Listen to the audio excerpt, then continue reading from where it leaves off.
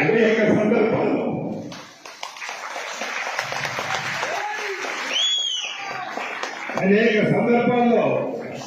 కన్నీరు నా కార్యకర్తలు నా నాయకులు పెట్టుకున్నప్పుడు వారి ముందు నేను బాధపడితే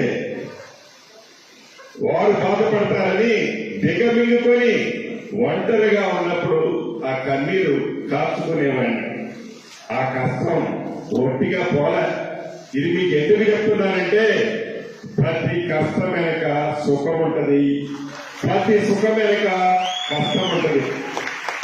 పుడతా ఎవడు లక్షాధికారి కాడు, పుడతా పదవులతో ఏ ఒక్కడు పుట్టడు.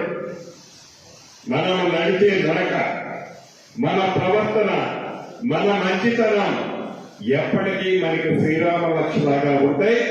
దాన్ని మీరందరూ మనసులో పెట్టుకొని కష్టం వచ్చినప్పుడు దిగమిగుకుందాం, సుఖం వచ్చినప్పుడు ఈ రోజు నేను రాష్ట్రంలో ఒక ప్రధానమైన మంత్రిలో చాలా ఉన్నతమైన స్థానంలో ఉన్నా.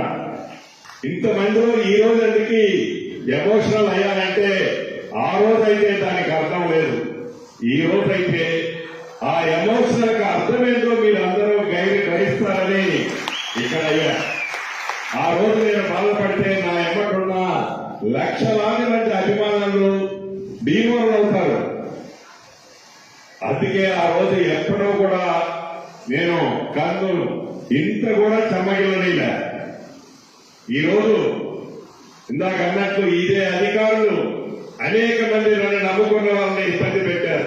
అక్కడి దాకా ఎందుకు, ఇదే కిరణ్ తమ్ముడు సత్తుపల్లిలో మిత్రులతో ఏదో నిరుద్యోగ యువతతో ఒక మంచి మీటింగ్ పెడితే ఆ మీటింగ్ లో ఆనాడు ఉన్న అధికారులు వాళ్లే ఇప్పుడున్నారు.